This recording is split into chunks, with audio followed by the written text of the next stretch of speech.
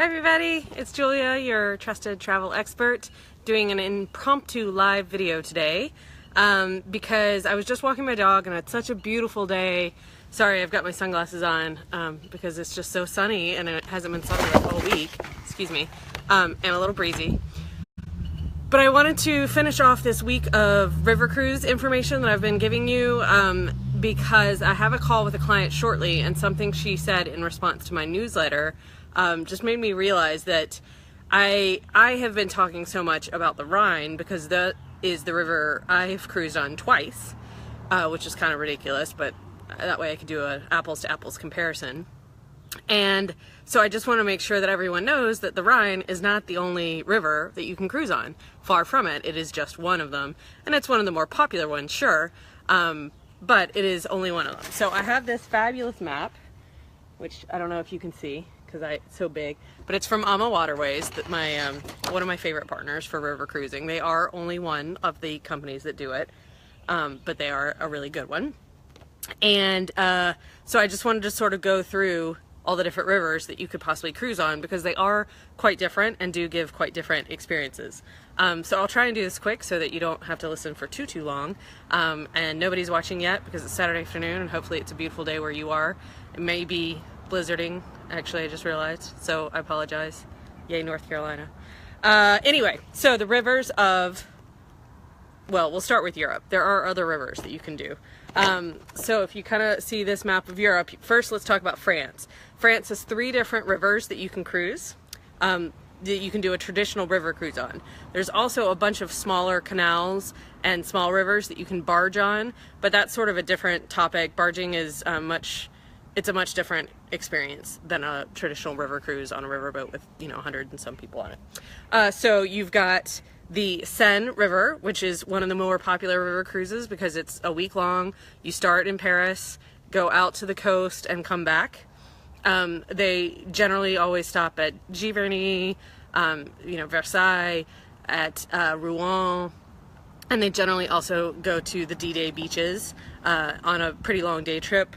So these are all more or less the same. You do want to just double check what all they include on that river cruise, but the Seine is a very popular and easy option. Down in the south of France, you've got the Rhone River going north-south, and that goes from basically, usually you kind of start in Marseille or Arles, somewhere down in Provence, and go up to Lyon, or vice versa. And so that's a really interesting and varied one because you see a lot of wineries, sure, but you also see all the history and beauty of southern France, like with the different Roman ruins and the Palace of the Popes and Avignon and things like that. It does not go up into Burgundy exactly. For that, you would need to go to a barge because it stops in Lyon, and Lyon is not exactly in Burgundy proper. And then the third area, which is really wine-centric, is Bordeaux.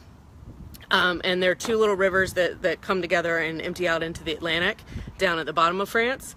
And that's the Bordeaux region, and that is, I have not taken it, I really want to. It's a beautiful region. It is going to be very wine focused. They also do cognac down there. So it's a much more slower pace and less sailing intensive area because it really just sort of kind of goes up and down that little corner of those 2 rivers, the Garonne and the Dordogne River. So that's France. And those mostly are kind of by themselves. Like you mostly just do those, just stay in France for those ones. Then you've got the Rhine, which I did, and the Rhine is great, big, and huge. It's basically the main highway of Europe. So it starts in Basel, Switzerland, and it flows all the way up into Amsterdam. And so you can do lots of different versions of this. This is one that has lots of different variants in the itinerary. It's the one I've done twice, so it's the one you maybe know the best. You can go backwards from Amsterdam down to Basel, going in the opposite direction of the river, and you can also connect with this river right here, which is the Moselle River, and that's M-O-S-E-L in German or M-O-S-E-L-L-E in French, because it goes down into Luxembourg and all the way into France. But you can cruise that part of the river, which is really beautiful and really interesting. It's got a lot of beautiful wines, a lot of Riesling is grown there, but it also has really cool history. Like Trier is the oldest city in Germany, and it was a big Roman city. It was really, really interesting. Not a lot of river cruises cruise the Moselle. It is becoming more popular. I have seen combinations where you fly into Paris, you go to Luxembourg, and then you cruise the Moselle and maybe end in either Basel or Amsterdam. We took 2 weeks to do the Rhine and the Moselle, and that was a little long. So the Moselle is not maybe the most popular, but it is really, really special. I really liked it. So you see also the Rhine connects through here. It connects to the Danube, which is the other really, really popular river, through the Main Canal.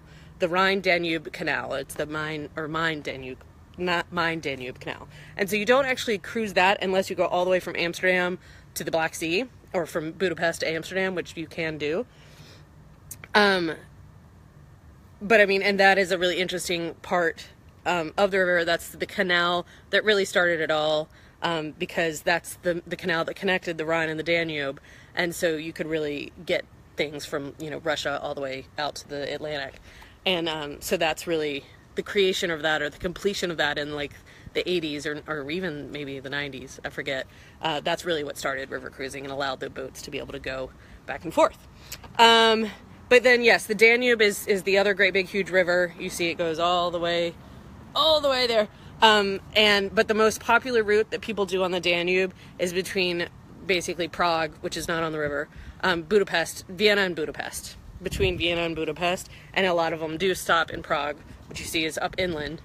And the Czech Republic. So you either start in Prague, take a bus down to somewhere in East Germany, get on the boat and go through Linz and Melk Abbey and Vienna and Bratislava and end up in Budapest. That's probably, other than the Rhine, that's the most popular one. Now you see it does go all the way through, and so going from Budapest into Eastern Europe is becoming more popular because it's something different. But you see it's a lot longer of a route, going through Serbia, in between Bulgaria and Romania. But I imagine it is super, super interesting. I don't know. I haven't been yet. That's not all. Those are the most popular ones in Europe that pretty much everyone is going to do. There is in Spain and Portugal, there's the Douro River, where they make port, and it's very, very pretty. That one, not everybody does. Uh-oh, my dog's gonna go crazy barking at squirrels. But down in Portugal, Spain and Portugal, you can do the Douro River Valley, and that is, I think, a really lovely experience. It's a much more sort of quiet and calm little thing. And then in Italy, one company has a really interesting itinerary that goes up and down the Po River.